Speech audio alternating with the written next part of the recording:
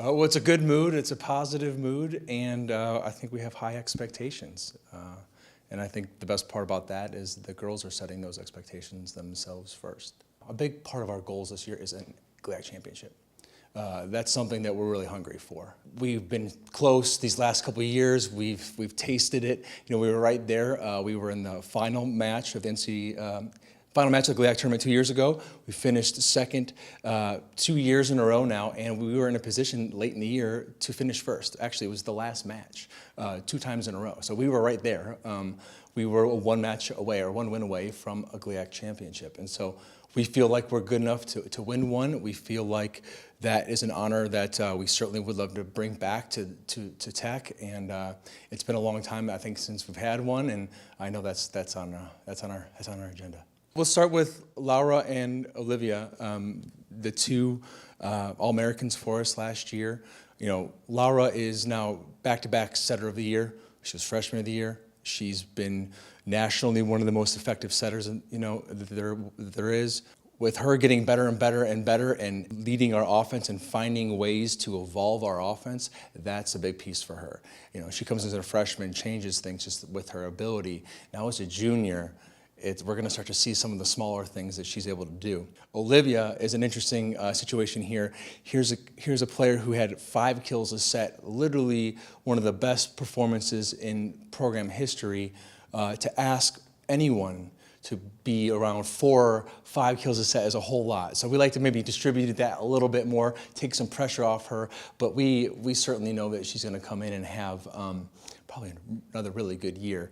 Macaulay is another interesting part of all this because she goes down, first match of the year last year. We did not have who you could make an argument is one of our best players. I mean, she's one of the best scorers on the team and in the conference. So that's almost like a new addition for us this year. With returning so many that we do, now you add Macaulay, that's pretty exciting stuff. Megan sets the tone in a lot of ways for us in the backcourt, on the team in general. Now we have a lot of bold personalities, and she's definitely one of them in terms of leadership and confidence and things like that. Toughness is a big part of her game too. She kind of creates the atmosphere with us defensively in that toughness. I think I like to see our defense dig more balls. I like to see us miss fewer digs. I think that we let some teams off the hook there. But I would like to see us be a little bit more effective there. That being said, we have a really good backcourt. Megan, she was all conference, again, just a sophomore. Grace, Chris, Maggie, Anna. We have a lot of players who can do good things in the back row. I think it begins with Megan. She sets the tone. I like to see her mature in her game, and I know she's been working on that as well. But again, we go from, I think, mostly underclassmen to almost a large majority of our players now upperclassmen.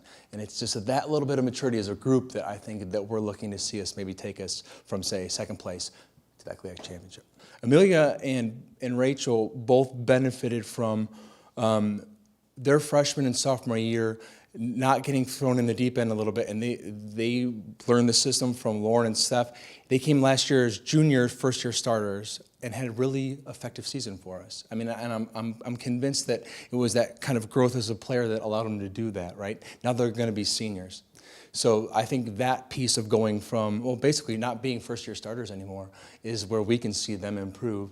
Rachel came so far this year. By the end of the year, she was one of our best scorers, one of our most effective scorers, blocking, one of our best blockers. Amelia, player of the week 1 week, and led the league in hitting percentage. So we're super happy with what they've done. I think Janie has made some gains, and we expect her to continue to improve and push them. But, you know, 2 senior middles is something that we're looking forward to, and I'm certainly very proud and happy for what they've done, and especially last year. We think they'll do it again this year. There's something to be said about playing your first weekend here at home, especially at Tech. We have a great atmosphere, having teams come to us. It's the 3rd time we've hosted this tournament since I've been here. Really well supported by the community and the staff here. I think it's pretty well run. It's 8 teams, 4 from the GLIAC, 4 from the Northern Sun. We'll cross over and play each other. We have a nice slate this year, beginning with Southwest Minnesota State, a perennial top 5 team, Hall of Fame coach. That's our first match of the year on that Thursday night. So we're looking forward to that, and certainly to set off not just that tournament, but our home schedule to have that game. It's going to be awesome. Ferris, was undefeated in the conference last year. I think 4 or 5 in a row now that they've won. They certainly have set the standard in our league. Tia is a great coach, as many people know. I expect them to be very good again this year, as always. Although I thought they graduated a few players who I just admire and respect a great deal. They don't rebuild, they reload, and so they'll be good.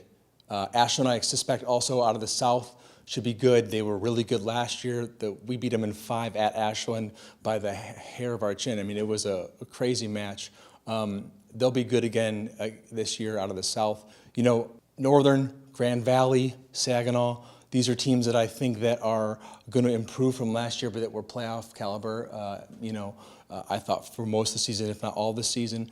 And Wayne State, they always put up a team that is going to really make you work to beat them, especially defensively.